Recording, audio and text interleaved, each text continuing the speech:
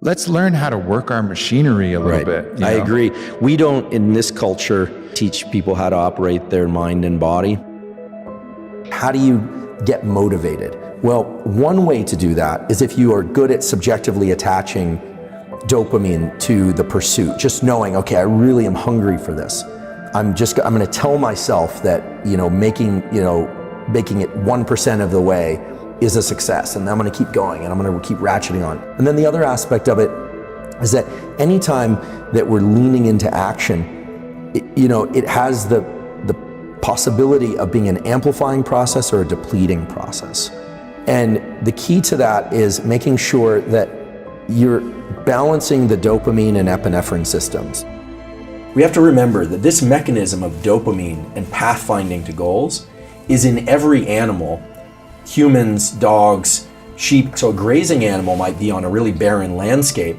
They go some direction and they don't smell water, which animals can do.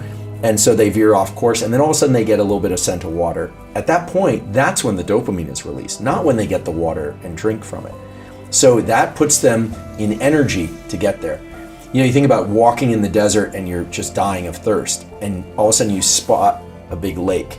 All of a sudden, you will have the energy to run the remaining mile, whereas before you thought you were going to die. How is that? It's not like more glycogen is suddenly available. It's not like ketones did it for you. So what did it? That's dopamine. That's dopamine release that says there's a reward waiting for me.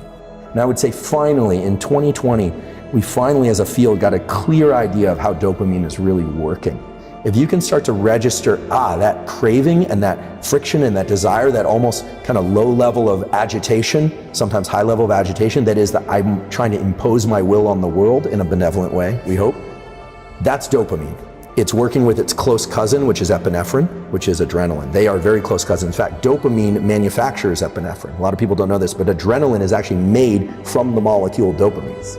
Okay, so those two are hanging out together. It's like crave and work, crave and work, crave and work. And then you get the win. And some people allow the big peak in dopamine to be associated with the win. And smart people learn to adjust their celebration internally, right? This is all internal. You could throw the biggest party in the world, but as long as you're kind of laid back and looking at this, not letting yourself get manic crazy, you won't necessarily crash as hard, and pretty soon your system will reset. So that you take the day, you clean up the dishes, you relax, you go, what now? I'm feeling a little low. Well, rather than going out and spiking your dopamine again, just wait, understand that the scale will reset again. Give yourself a few days where you're gonna feel a little kind of underwhelmed. Things aren't gonna be as interesting. It's gonna be hard to trigger that big release because you just had the peak. Well, if you adjust that, you relax, you understand there's always a little bit of a postpartum depression. We sometimes hear about postpartum depression. That's a clinical thing, but there's always that kind of, today's not as exciting as the previous days. What am I going to do with my life? But then if you let it start ratcheting up again, then what you realize is your capacity to tap into dopamine as a motivator, not just seeking dopamine rewards, that is infinite. And I can say with great certainty that this is how you were able to build a big company and sell it, how you've been able to build a successful podcast and sell it, how you're constantly seeking, because seeking is the reward. And I think for most people, we think of the reward as the finish line. And so the key is to get to the finish line, step into the end zone, but no end zone dance. It's just like, yep, and now I'm gonna go do it again. How we view the world is shaping the release of these chemicals. And I do believe this happens when we have positive thoughts. We get a lift. If we can get a lift from our positive thoughts, and then dopamine itself puts us in relationship with the outside world such that we view the outside world as having more possibility, that is going to put us into forward momentum. There are a lot of studies to support that. The key with positive thinking is that it has to be honest. It can't be, I've already won, I don't have an Olympic gold medal. If I could tell myself I'm going to get one tomorrow, but I just don't have the skills. Mm-hmm. So that's not going to release dopamine in my system. The key thing is that you can't just be all gas pedal all the time without rewarding yourself. It's mental energy. It's the desire to push on. It's the desire to keep going. And so we need some consistent dopamine hits throughout the days or our months to give us more energy to pursue. That's right. But we don't want to be over pursuit because then we'll burn out. That's right. And so everyone has to find where that sweet spot is. There's a lot of interest these days in like habits and habit formation, because when you move that horizon in close and you complete something small, it's not about what you completed, it's the fact that you completed. So one thing to understand is that dopamine release in the brain is always subjective.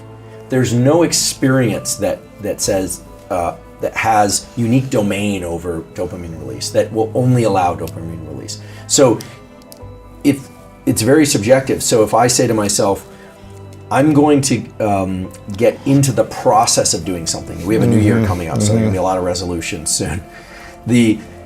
It's not if you attach the dopamine release to the process of effort or goal setting itself, you'll have more energy to be in effort. And then if you can attach dopamine release to the belief that you're at least heading in the right direction, you'll have more energy to keep going in the right direction. People make the mistake of thinking that the positive thought process should be attached to the finish line. It's not about thinking you've already won. It's not about being delusional. It's about thinking that your training is going to take you to the finish line. And so it's about moving that mental horizon in more closely, and then triggering some sort of positive internal representation of what you're doing, meaning thinking positive. And people, this is usually where I get stopped and people say, wait, but it sounds so subjective. Tell me exactly how to do it. But here's the key point. It's supposed to be subjective. This for you, right? For everyone needs to figure out what allows them to continue to be in forward momentum, what allows them to constrain the world of possibilities and to go after goals, and how often to self-reward. But the key is the self-word, because if you start only pursuing external rewards, that's when you are no longer in control of your dopamine system. Make sure that reward, really bask in it, really appreciate what you've done and what's come to you. And here's a very important but, take that feeling of being saturated with dopamine, the huge win, and attach it to the effort process that got you there.